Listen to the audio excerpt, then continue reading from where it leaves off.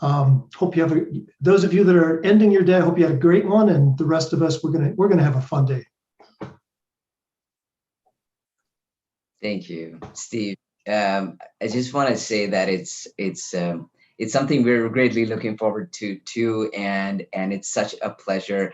I know we'll leave here being deeply inspired, and we want to have a great time with you over the next hour here right now. And I just want to thank you for your time and your insights and your wisdom. And with that, I want to say a warm welcome, and I'm going to hand over to Anna to get us started, if I may, please. Thank you. Perfect. Thank you so much. Sorry, there was a bit of a problem with my connection on my computer, so I'm here on my phone now. But I would like to welcome everyone to the PUB Climate Leadership Conversations, a tribute to our chief mentor. This project aims to strengthen youth leadership and explore tactics to empower the youth to take action and tackle the most pressing environmental issues we face today. This project has been really exciting, and we've talked to really amazing people. So we're very excited to have today the pleasure of speaking with Steven Schueth, the chair of the Board for Nonprofit Sustainability, focused on Alliance Center, and member of the executive leadership team for Future Capital.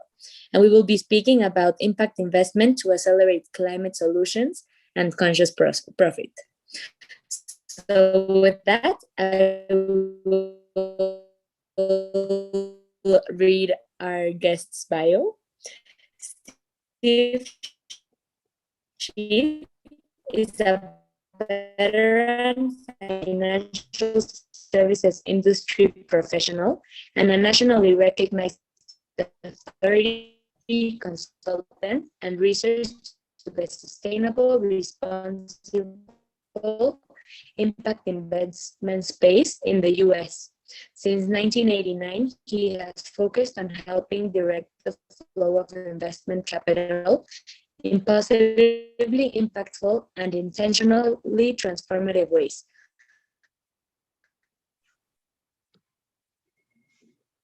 Sorry, I think Anna is experiencing some challenges with the connection. Anna? Creation of a truly sustainable future. He worked for Calvert Investment for 8 years in the 90s as president of Calvert Distributors, and served for Forum for Sustainable and Responsible Marketing Officer for First Affirmative Financial, and served as executive producer of the SR. I think Anna is experiencing. Anna, we can't hear you very well. Sorry about that. Yeah. So let me help with that part of the introductions, just so that we are able to make sure everybody can hear. And once again, thank you for getting us started. I just want to convey a very warm welcome to Steve. We're so delighted to have you here. For all those who are listening in, I'd love to progress by making an introduction to Steve, and I'd like to share his brief bio here. Steve Schueth is a veteran financial services industry professional and a nationally recognized authority consultant and resource to the sustainable, responsible impact investment space in the US. Since 1989, he is focused on helping to direct the flow of investment capital in positively impactful and intentionally transformative ways toward the creation of a truly sustainable future. He has worked with Calvert Investments for 8 years in the 1990s, including 4 years as president of Calvert Distributors, and served for 11 years as chair of the board of the USSIF, the Forum of Sustainable and Responsible Investing. Steve was principal, president, and chief marketing officer for First Affirmative Financial Network from 1999 through 2017, and chief market and also has served as executive producer of the SRI Conference on Sustainable Responsible Impact Investing for nearly 20 years. He serves as chair of the board of Nonprofit Sustainability Focused Alliance Center in Denver, Colorado, and he serves on the core leadership of the team of Future Capital. So with that, I'd like to say a very warm welcome, Steve. It's such a pleasure to have you here, and thank you once again for your great inspiration to us. I also want to say that we have a number of young people who are with us here today, and I know are listening in and tuning in from all over the world, who are very inclined as young entrepreneurs. And I know your blending of profit and investment with that inspiration and giving for good is something that is extremely powerful as a coming together to inspire the youth of the world, and also to give us the direction going forward, especially as we need it today more than ever. So I just want to thank you very, very much. It's a great honor and a privilege. And as we start, we'd love to hear your thoughts, Steve, if we may, on what in your mind would be leadership within this field. What do you believe that leadership, particularly from the youth perspective, would be within the field of impact investing and bringing together sustainable development? Thank you. Yeah, thank you, Ash, and thank you all for this opportunity, for taking your time. You know, I know that we all have many other things that we could be doing, so I very much understand and appreciate the choice that you've made, you know, to be here, to be part of this conversation today. And I appreciate also the first question, this leadership question, because I have to say that I never really thought of myself as a leader until recently, until kind of looking back over the last 30 years and being able to, even though it was very incremental, the progress that we made, the change that happened, the ripple effects were not rapid, they were slow.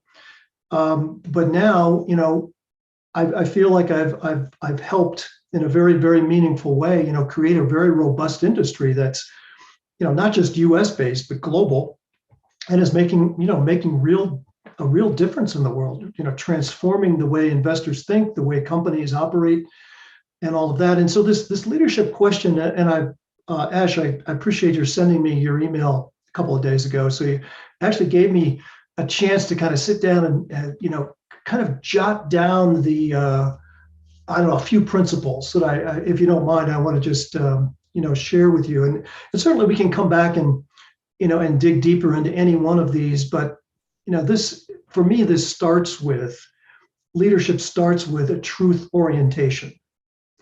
You know, let's be truthful. Let's look to the truth. Let's seek the truth and admit it, you know, as you're doing it, that you don't have all the answers. I mean, as we were kind of building this space out, we were making it up as we went along, quite frankly. You know, you think about how many people or how many organizations that were involved in the, you know, very early, again, for me, 32 years ago, it was very, very few. It was a very shallow pool of early adapter minnows.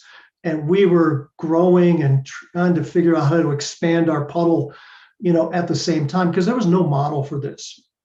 So, you know, admit you don't know the answers, and be collaborative in terms of seeking answers or seeking, you know, the best path forward, and know that the best path forward is probably not going to be a straight line. In fact, it's almost certainly not going to be a straight line. You know, so it's a zigzag sort of thing, and sometimes it's even circles back and before you can move forward. I think that there's another, you know, leadership. Let's kind of cut to the chase. Leadership is about people. You know, if people weren't involved, business, everything would be easy. You know, but when you have to deal with people, you have to deal with relationships, you have to deal with emotions, you know, leadership is about dealing with people. So it's all about the soft skills, is what they, you know, kind of what a lot of business schools call soft skills. Absolutely critical. And in fact, more important from a leadership perspective than, you know, than being good at math or science or coding or whatever, you know. And so that, I think that that's really, really important.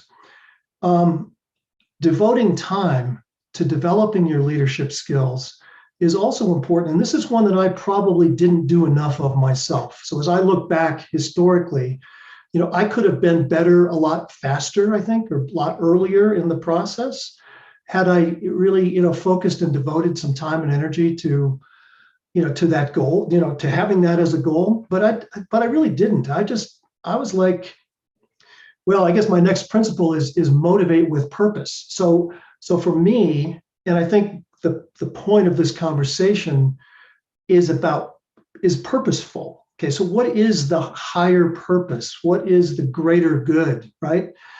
And if that's not front and center, if that's not interwoven into every conversation you have, or every decision, every leadership decision that you make, it's frankly you're missing the game, and you probably are going to fail. You're just going to fall by the wayside until you kind of get your shit together. Excuse my French, and I guess there's nobody from France on on the call, which is good.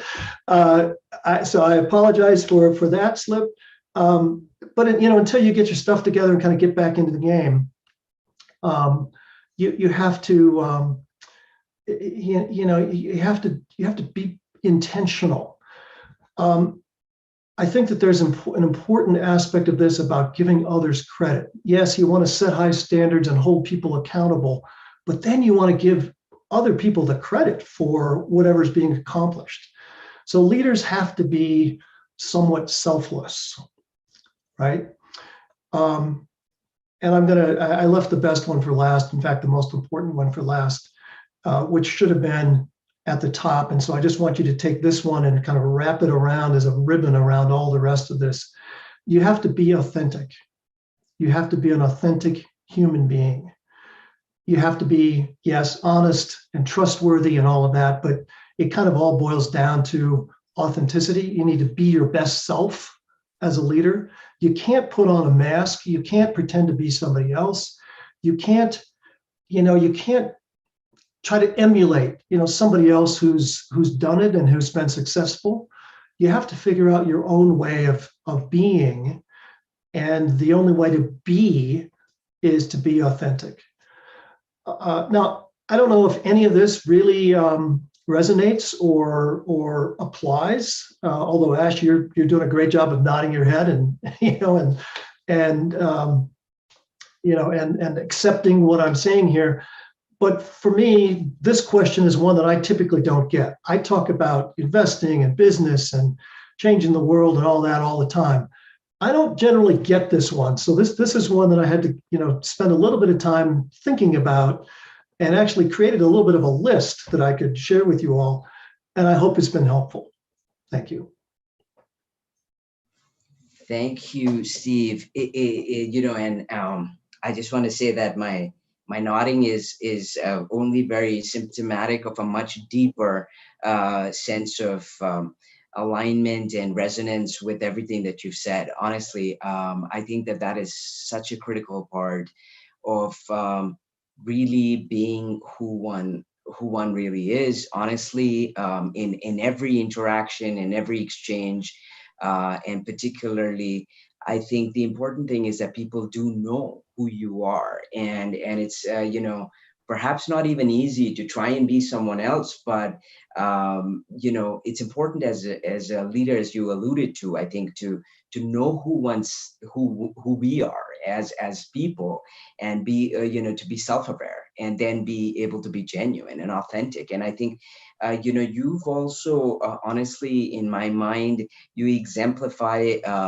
this, because you've sort of created a movement around, and you've mobilized so many people, and I'm really thrilled that we have a group of young people here right now, and I know many over the course of the next weeks to come who'll be listening in on this conversation, and being able to bring in that whole concept of profit with goodness, and being able to touch people, and be able to do it with a sense of being honest and genuine, and authentic in the process. And I think that's really what leaves permanent imprint on people's hearts. And you are a person who's been at the helm of it. And like you said, it just was developing, you were organically doing what you were doing. but you've created a movement around it. And I think today that's why people are listening in on these conversations, because you've brought together two arenas that people thought were completely separate, but you have brought them together to create a beauty and a power in the coming together of these two, what people thought were divergent fields. And that's what I mean by you're exemplifying that leadership. And this is truly, such an important moment for us, because we are able to be in conversation with you and hear from your experience, which is profoundly inspiring to all of us. So I just want to say thank you so much for setting that context. Thank you for, for processing your thoughts on this, and for very consciously and deliberating, sharing probably what would be of the greatest, not only significance, but the essence of what you stand for with us. And I just want to thank you. Thank you, Ash. Let me just say one other thing, and that is that when I was the age of, I think many, if not most, of the people on this call or who will be viewing this video, if I'd have known what I know now, we could have changed the world so much faster and so much better. Because there is a speed issue and there's a quality issue that I think, again, we all kind of need to be mindful of as we're moving forward, as we are collectively, in our own way, helping to make the world a better place, as we're helping to direct investment capital and businesses, to have a positive and intentionally positive impact on the common good. Okay. And what's beautiful about this, the most beautiful thing about this, as I look back and look at where we are today, is that I think we've proven beyond the shadow of a doubt that good business, that better business is being a good corporate citizen. Okay. In other words, a very quick story. Back in the early 70s, when I was in business school, I was sitting in a marketing class. I'll never forget this. This happened to be, for those of you that know the US, happened to be in Milwaukee, Wisconsin. And to make a long story short, it was a case study on what were the top criteria for locating a new manufacturing facility. Now, in that part of the world at that time, the paper industry was the big industry. It was the 800-pound gorilla, right? And so no names were mentioned, but you knew this was a paper plant, right? So cutting through it all, the top two characteristics or top two criteria were, number one, location approximate to a railroad, which makes perfect sense. Ship in your raw materials, ship out your finished products. The second one was proximity to a river, so you could dump your refuse into the river. Now, again, some of those of you who may know some of the U.S. history about that time in this part of the world, there was a river in Cleveland called the Cuyahoga River that actually caught on fire. And subsequently, they passed the Clean Air, the Clean Water Act, and things, moved forward and created the EPA, and things, moved forward. But when you think about the psychology of business and investing at that moment, that it was okay, not only okay, but this was a company to invest in because they were smart enough to dump, and eliminate that cost, put it, obviously put it onto society, externalize that cost onto society. But that was the smart thing to do.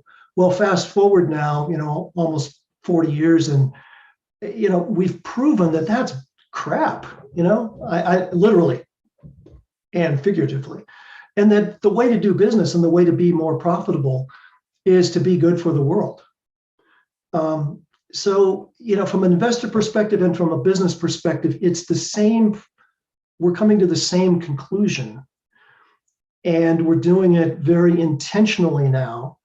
And money is moving intentionally to the SDGs, Sustainable Development Goals. Money is moving intentionally to positively impactful investments around the world, and doing it in a way that is that is not a win-win, but it's a win-win-win-win-win. Investors, businesses themselves, employees, customers, communities, the environment, right? So again, this is not a triple bottom line. I don't know if anybody's going to ask me a question and use the triple bottom line. I'm going to preempt it now and say, I don't buy that. This is more than that. And it's bigger than that. And you can't oversimplify it that way. So I don't know why I was prompted to interject that here without a question, but I felt like, that perhaps might be helpful. Yes, it is indeed, and I just want to say that it's a terrific illustration of where things have come from, and like you said, I mean, historically this has been the context, but at the same time, I mean, you've been a pioneer and a trailblazer in making, in sort of facilitating this change and creating a movement, and you continue as we speak to amplify your voice and your experience around this. And I think it's a beautiful context to have set. So thank you so much for sharing that. I think it's very important for all of us to understand that, what was rewarded and what the sort of historic setting was and where we're coming from. And I know where we're going to, but I think that you've been an illuminating force in that. So I just want to say, Steve, thank you very, very much for sharing that example. And I think it's in one that all of us sort of raise our brows and say, yeah, I mean, that's something to think about. And I hope that it also helps the many entrepreneurs we have in the room here and many who are listening to think about, what the positive force of being that honest person, for bringing the good and the focus going forward, the spotlight on the SDGs, and bringing the potential of profit into that realm. So thank you, Steve, for sharing that. And with that, I'm going to say, Anna, I'm so glad that we could get you back. So thank you so much for coming back, and we're looking forward to the rest of the conversation. Thank you for making it happen. Thank you so much. And I apologize for the connection. It dropped suddenly. But thank you for taking over. And thank you, Steve, for that amazing answer. It's so inspiring to hear about everything you've done through the years and how you can really give us great advice on how we can be leaders from a young age. I would now like to hand it over to Kevin, who's from Mexico, who's a young entrepreneur from Mexico, who will be asking the next question.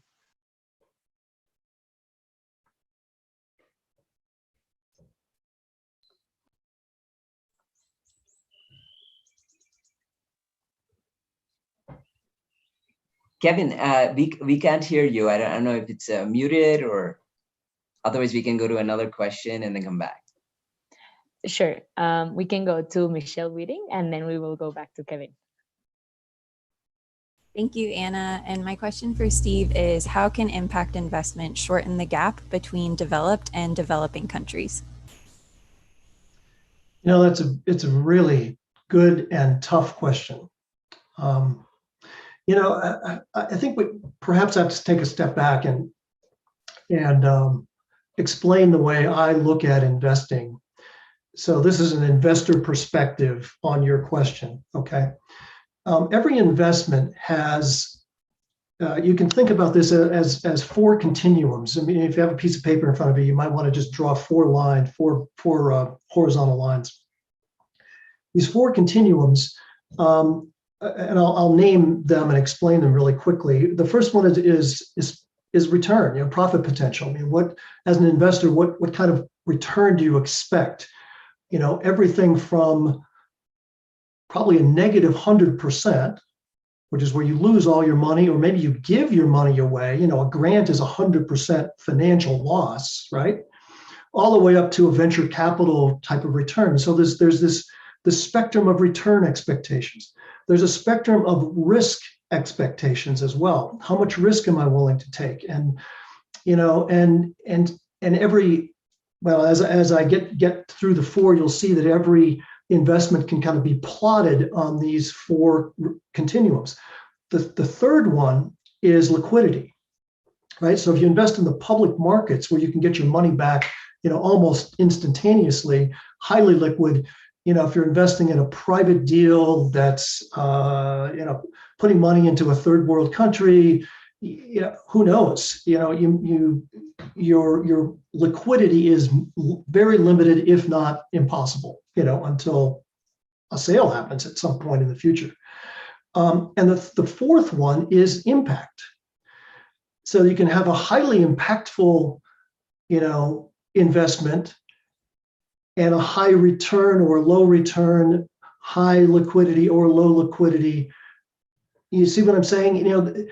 And so every investor who's smart, and I will admit there's a lot of investors that are not so smart, but every investor who's smart, looks at every investment opportunity and at least in his or her own mind, plots it on these four continuums and makes conscious choices about, okay, in this case, because the impact is so important and so motivating, I'm willing to take a lower return for this portion of my portfolio, right? And that happens.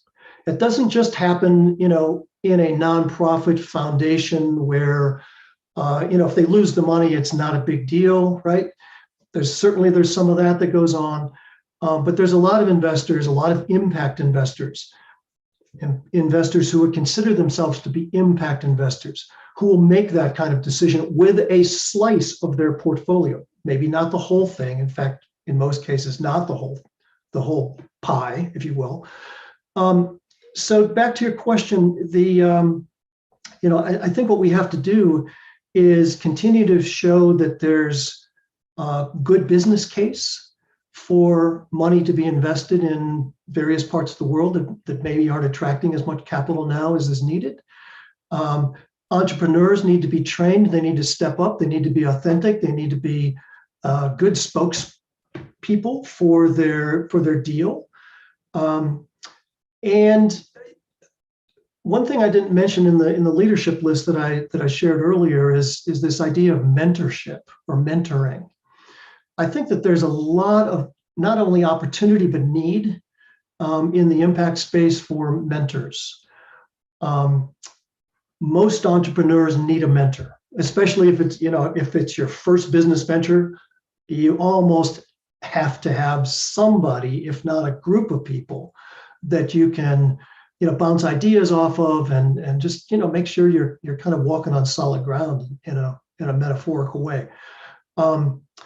And I realize I've just kind of danced around the bush, that your question presented. And so I don't think that there's any magical answer. There's no silver, metaphorical silver bullet for this. There's just raising awareness, education, and motivation around purpose. Again, going back to one of the things that I said earlier about leadership, motivation with purpose is so important. And so, the business case and the greater good kind of are the two things that have to come together, as well as having a strong management team. If you have those three things, if you have a Venn diagram that has those three things and with a sizable overlap in the middle, I think you've got a good shot at attracting the capital to whatever it is you're doing.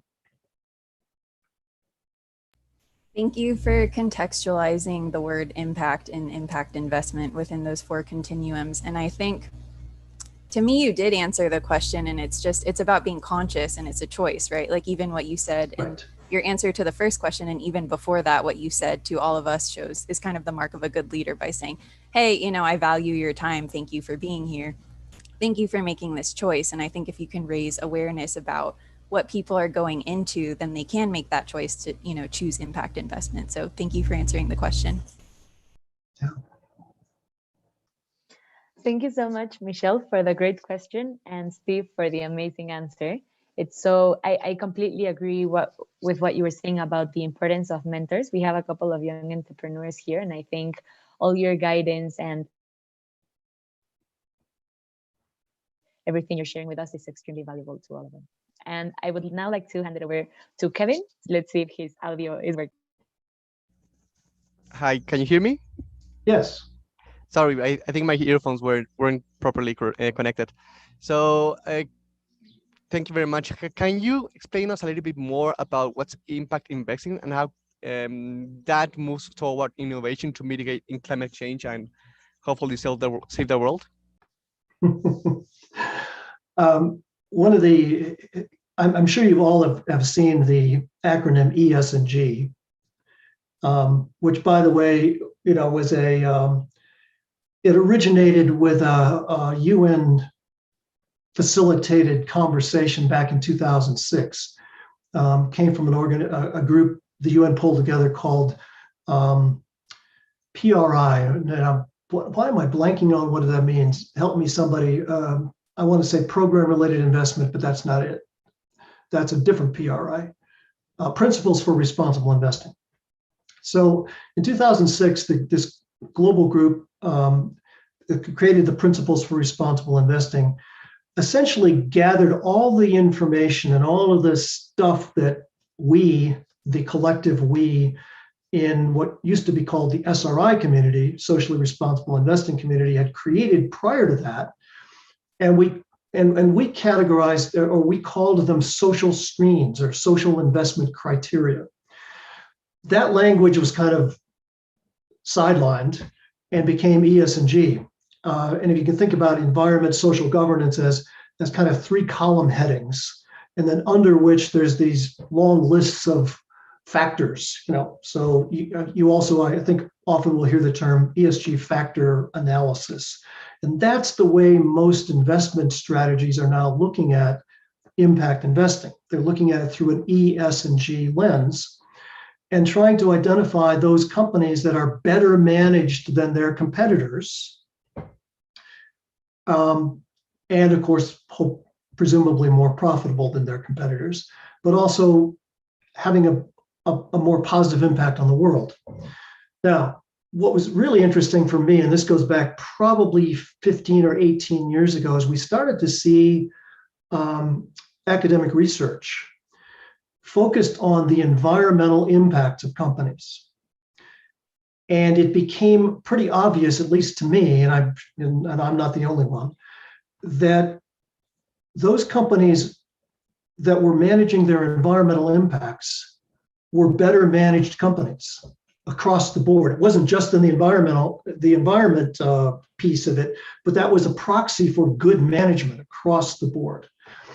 And I used to talk to a lot of reporters and journalists, and one day somebody just threw the first time this question came to me, I was set back just a little bit. He said, this question was, well, why do you think that is? What's behind that? And the only thing I could come up with, and even to this day, I think the best answer is, I think it's because a management team that is conscious about its environmental impact is thinking bigger picture and longer term.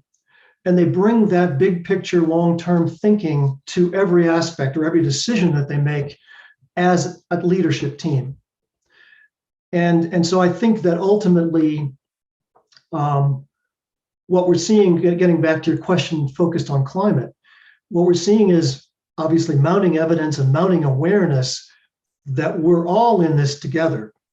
We only got one planet. We literally breathe the same air, drink the same water. We're all affected. And business, and this is an interesting thing.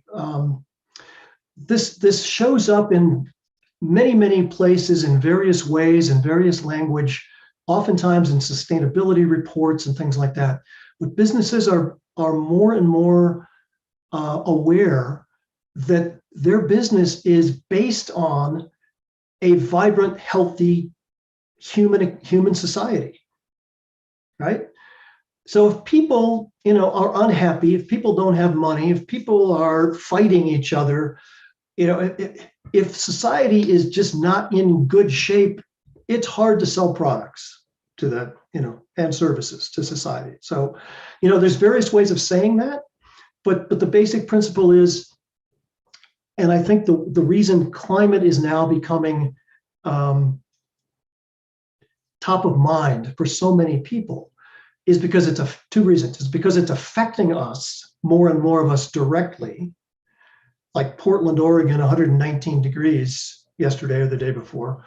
I mean, come on, that's Here in Colorado, we have, fires, not this year yet, thankfully, but, the climate stuff is becoming personal, number one. And number two, businesses are beginning to realize that this is something that affects everybody. And no one person and no one company and no one country can address it. And so, we've got to lock hands and walk into this storm together. Again, I don't know if that answers your question, but and I'm happy to unpack that a little bit more. But that's I think the context for the dramatic increase in money and business energy and activity that's focused on mitigating climate. Thank you very much. That means that every company should move to an impact investing. So I think now with coronavirus, we see that, as you said, if we are not healthy as a society, then we consume less, and that brings economic problems to all companies and countries. So I think we need to move forward to that. As IMF said, climate crisis will bring almost double of economic crisis as the Great Depression. So we need to do it and do it fast. Thank you very much. Right. Thank you. That was an excellent question and a great answer. Thank you so much. I would now like to hand it over to Ivan, who is also a young entrepreneur in Mexico, for the next question. Thank you so much, Anna. So my questions are, what are the key things that are taken into consideration while choosing projects to invest in? And what are some of the main challenges the projects face? Thank you. I'm sorry, I don't quite understand the question. So could we do that one again? Sure. So the first one is, what are the key things that are taken into consideration while choosing projects to invest in? So yeah, which things will someone consider while going to invest in one company or project or in another one? Yeah, okay. Thank you. I think at least I touched on this in a previous, just a few minutes ago. When you say projects, I'm going to make an assumption that you're talking about a local business. So in other words, it's not a publicly traded company. So it's a private equity or private debt sort of investment opportunity. Assuming that's correct, then I think you have to look at this the way investors have always looked at private investment opportunities. Number one, who's the management team? What kind of skill set do they have? Is there enough diversity of thought? And diversity is an interesting thing, and I don't know if we're going to talk about that or not today, but the reason I bring it up now is not necessarily because of racial or gender diversity, although that's becoming more and more important and is being proven more and more important in academic research. But the diversity of skills and capabilities. In other words, we all have strengths and weaknesses, okay? And when you build a team, the most important thing is you have team members. I have a team member that offsets my weakness. He or she has a strength where I have a weakness, okay? And that's the way teams work, or that's the way teams work well, let's put it that way. And so as investors look at entrepreneurs, or new projects, new businesses, they look at the team first. And again, I don't think this probably isn't news to you guys, but it's about who is this? Who can I trust? Who can I believe in? Who can I bet on, right? The second piece of it is, okay, what's the business plan? What's the opportunity? So all of the factors that go into a business plan are next most important. The third most important thing, kind of once you think about it this way, if you have think about a highly positively impactful investment opportunity and one that's not so positively impactful, or maybe conventional, and they're both sitting on the table in front of me or in front of a group of investors, there has to be a good business case, a good profitability case both of them. For impact investors, the differentiator will be the impact piece. If all else is equal, the impact piece wins. But you can't walk into that room expecting that your impact story is going to carry the day without all of the rest of it. So that's maybe the most important aspect of this is, you don't get a pass because you've got an idea that's positively impactful, that's good for the world. You still got to build a team, and you still got to have a business plan, and you still got to make the business work. And then the differentiator is, okay, the impact story is awesome here, so that's where we're going to put our money. But you can't rely on that. And the one area that I personally have experienced where entrepreneurs have fallen short is when they thought their impact story was so good that the rest of it was not that important. And that's a huge mistake. Okay, thank you so much for that great insight. And I was wondering if I may make another question, like which kind of the environmental or social impact will be the priorities for impact investing? Yeah, this is one that I have to say I don't know how to answer. And probably because the answer is it depends. And depends on a number of different things. It depends on the business case, in the moment, in the project itself.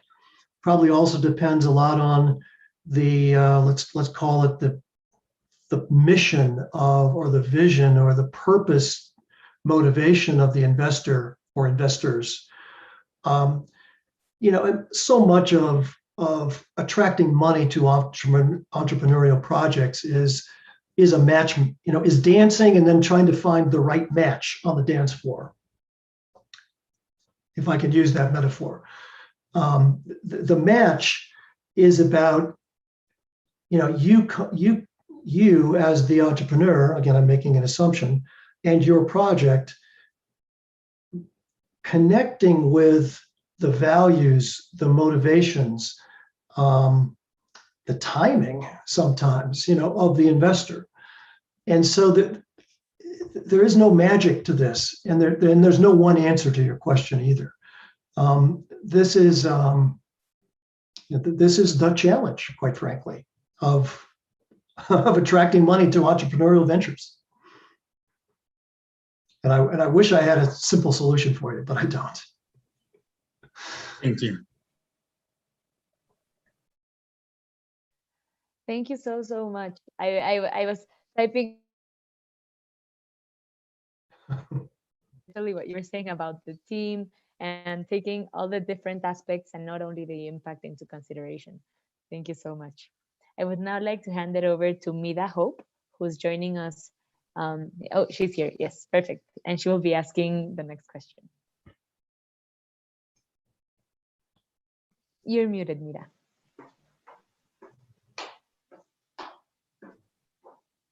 Yes, your microphone. Technology.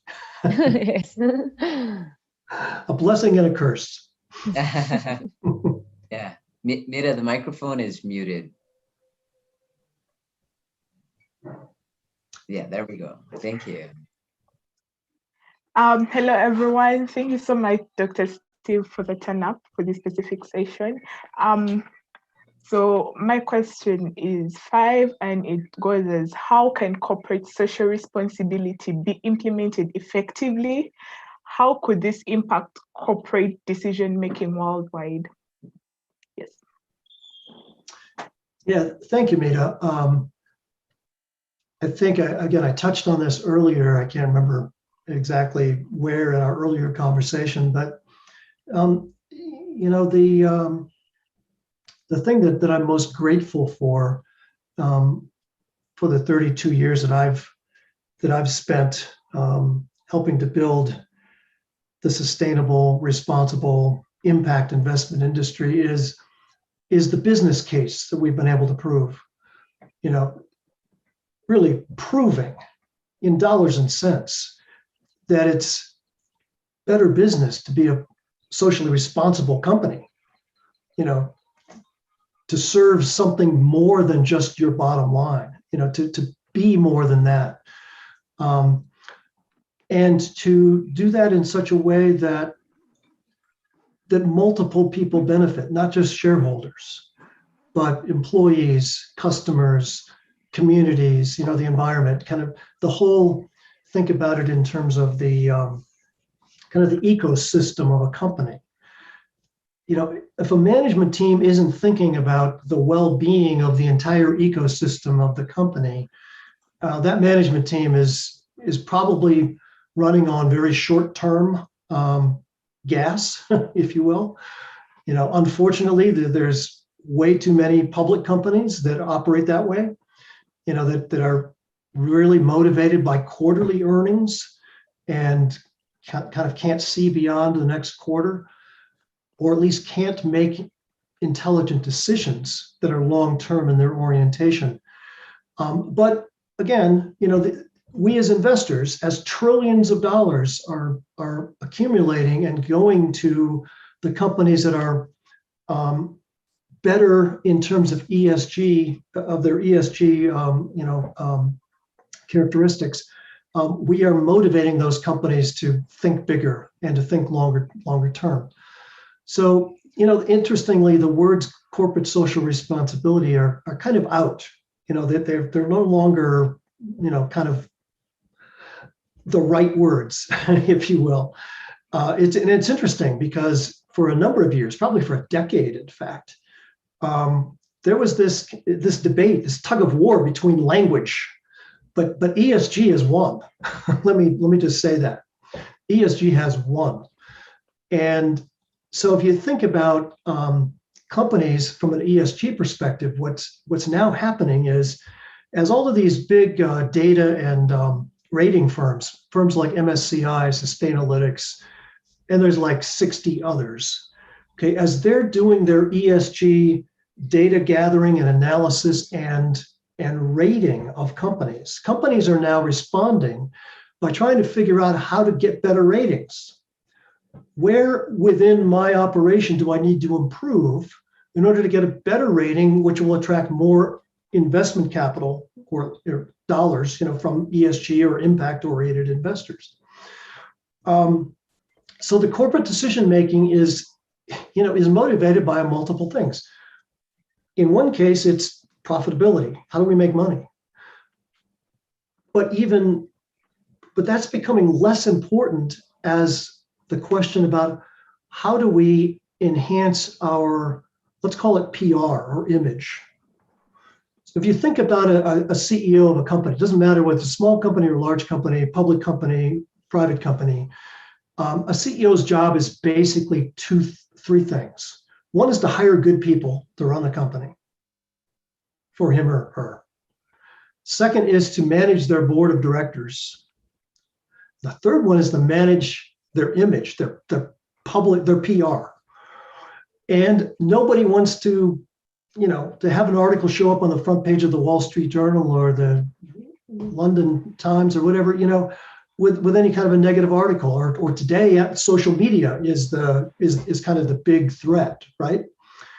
So the corporate social responsibility thing, or now the new language is the ESG factors stuff, is becoming critically important to companies, primarily because of the PR or the image or the brand value, or the opposite of value, which is, I suppose, damage, that can happen.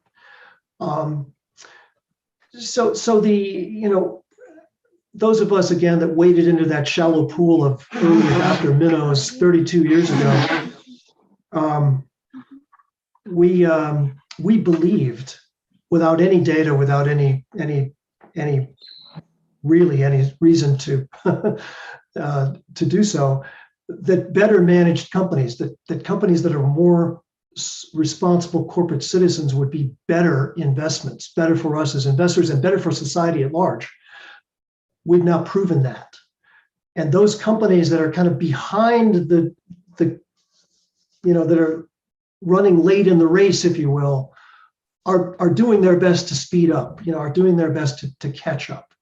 So it's a great question, and I'm sorry I feel like I rambled a bit on that one, but it is also, I think, again, evidence that what we want to have happen is happening. So thank you, Meda. Thank you so much, Steve, for that amazing response. It's really so amazing how you've had the experience for 32 years. I really do believe that, especially I'm speaking from the Ugandan context and then Africa at large.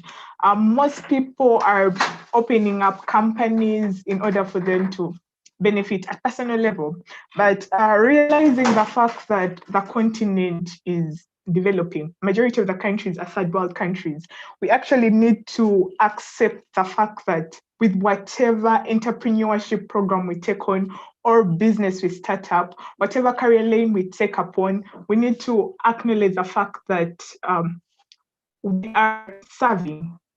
It's now something that people need to accept. Okay, I'm doing teaching. Okay, I'm opening up an organization. Okay, I'm opening up some kind of production company, but is it for personal benefit? How many lives am I impacting? And I really do believe that what you brought up is something that many people need to listen to, and I hope that everyone outside there who has been able to tap this video has learned something. I'm really humbled by your amazing response. Thank you. Thank you. Thank you so much. And finally, for the last couple of minutes that we have here together, I would like to ask, how can we achieve a balance between consciousness, purpose, and profit? Another amazingly insightful question. And for this one, I'm going to have to put my future capital hat on because this is a group that is doing something very similar to what I did what I started doing with this small group of minnows 32 years ago. We're trying to figure out something that hasn't been done before. But the backdrop, the context is that the two most powerful things available to us as human beings are our consciousness. And in fact, everything happens in consciousness before it happens in the world, before it can be manifested in the world. So that's one thing, is this power of consciousness, human consciousness. And the second thing is a creation of ours, a creation of our consciousness, which is capital. Certainly capital, money is part of capital. Perhaps it's the biggest part of capital. Maybe it's the most problematic part of capital. But there's a lot of other types of capital. There's human capital, there's built or constructed capital. There's, well, as I see we're running out of time, I don't want to belabor this too much. The point is that consciousness and capital and the communities that have focused lots of time and energy, in fact, lifetimes in many ways. There's a consciousness community and there's a capital community or a money community. You can think about this as kind of Shambhala and Wall Street, What we're trying to do is to figure out how to bring those together and how to help humanity, if you will, heal the money, and at the same time, reintegrate capital kind of back into a healthy relationship with human consciousness. When I started out in what's now the ESG space or impact investing space a long time ago, a similar kind of thing. We didn't know what we were doing. We believed there was something important here that needed to be done. We felt that something wanted to kind of happen, something wanted to come through us. The universe was saying, hey guys, I'm picking you and you're the ones that are going to take this and ground it in human reality. But we didn't know what that was. We didn't know how to do it. We figured it out as we went along. And that's kind of what's happening on the future capital front.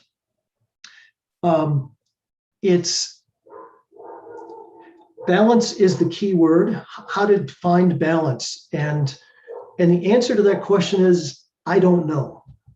So let's just leave it at that. And my challenge to all of you is to think about that, is to apply this consciousness and money, thing to kind of every decision that you make, especially if it's a business decision, especially if it's a decision that affects other people. Bring that, into your consciousness and try to figure out where the balance is. So I think that's the challenge for each and every one of us. And I hope that each of you take that to heart.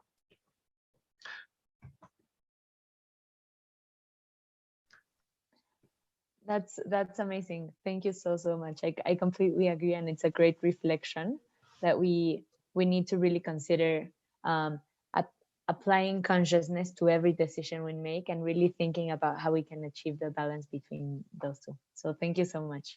I would now like to hand it over. Anna, just one other quick thing, and we've used the word consciousness, but intentionality, I think, is another really critical concept here. Because so much of the problems of the world have been created unintentionally by people taking action where they didn't really think about, weren't conscious of the outcome, the ripple effects, the unintended consequences, right? So consciousness is, for me, consciousness and intentionality. Consciousness is up here, if you will, or in here. Intentionality is how we apply it to our lives. And that's, I think, again, the word intentional is not something I used 30 years ago, but now it's critical to the conversation about investing and business. And and in fact, what I guess I'm encouraging you all to do is to apply that consciousness and intentionality, that balance question, to kind of everything you do, every decision you make. And do that personally, do that professionally, do that as a family member, do that as in a relationship. It'll change the world. That'll change the world.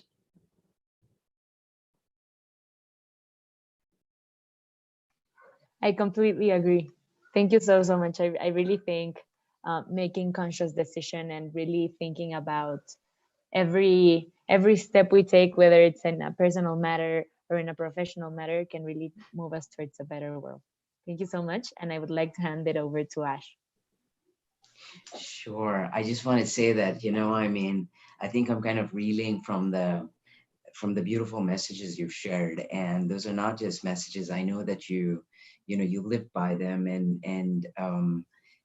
then you share them widely, and that's how they're amplified and multiplied. And the power and the potential of the multiplication of this is, I guess, anything from here to eternity and back, because it's boundless. And I just want to say, I think that message you've shared with us, the whole idea of consciousness being purposeful in what we do, certainly within the realm of the coming together of finances and ideas for impact, but also cutting across every dimension of our lives. And I think it links back to one of the first points you shared with us, Steve, which is that it's about being authentic. It's also about being above ourselves and beyond ourselves, and being selfless in giving and sharing and being honest in that. And I think that, this message kind of cuts across all that you have shared with us over these last 60 odd minutes. I mean, and also through your lifetime of work, which no doubt will affect many lifetimes, and resulting the future and the course of history. And I think that is a very, very, very powerful message. And I think I'm just going to sort of say that what you shared with us here is something that we should all sort of keep very close to our hearts, and make sure that we listen to that message that you shared, because if you're able to tear away all the layers, we will be listening. And I think that that's the most important thing. and being honest and genuine and authentic in this process is crucial. And if we really do that, we will see the good. And I want to thank you because you probably started doing this when people couldn't even fathom what the concept was. You know, I can only imagine. This conversation is not one that we can possibly conclude in a matter of a few minutes, because this is many lifetimes worth of wisdom and values that you shared with us. And I can just envision that people probably didn't even know what it was you were trying to do, or what you were really trying to say, because you got, like you said, that context for us was another world. And now you've not only sort of trailblazed that, you've paved the way as a pioneer into another world, which is the world we need to open our hearts and our minds and our souls and go into with a sense of authenticity. So I just want to say, Steve, this has been something I know we all need to process for a long time and then continue to share, but not just process, but really embrace in the true sense of the word. So I do want to convey my, thanks and gratitude from the depths of my heart for all that you not just share with us, but stand for with every bit of honesty. And then you carry so many with you as you go ahead. So I just want to say, this is something we're really excited to be able to continue talking to you about, Steve, and learning from you and continue to be inspired, but very importantly, bring into our hearts the light that you share. And, as we close, if there are any words or remarks you'd like to share with us, and we take those away with love and gratitude and honesty and a sense of being really truly filled and brimming with all the goodness you share. And needless to say, we want to continue this time with you and hopefully lots more. But we'd love to hear any thoughts you have to share with us as we close. This has been an amazing opportunity. I want to thank you. I'm very grateful. Just one quick thought, and that is that investing is about the future. And so I've always thought about it that way. Business is about the future too. You're building something, creating something, want to contribute something, so it's a future-oriented thing. The beautiful thing is the people on this call are also the future. You are the future. The world is yours now. So make it a better place. Thank you. Thank you, Steve. And I just want to say that, like you started us out, looking at where we're coming from and where we're going to at the same time is so important. And I think you set that context, you set that path for us, and no doubt the values and the vision and the wisdom that you embrace and share with us is one that will help solidify that path going forward. So I just want to say thank you on behalf of the entire POP family. And I want to thank all the POP family who are here with us right now, of which, Steve, you're a precious part for this time and this exchange and this sharing. And we want to continue to process our thoughts and embrace all that you've shared, but to also continue this conversation with you. And thank you for your love, light, and inspiration to us. Been my pleasure. Thank you. Take care. Bye. Thank you. Thank you so much, See you Steve. soon. Thank you. Thank you. See you soon. Thank you. Thank you very much. Thank you. Thank you, Thank everyone. you. Everyone, Thank you. agree? Thank you. Bye. Should we take a Lots picture? of love to everybody. Thank you. I think we. Okay. Thank you so much. Thank you all. Thank you. Thank you. Take care. God bless you all. See you soon. Thank you. You. See you, Steve. See you. Bye. Bye. Bye. Bye.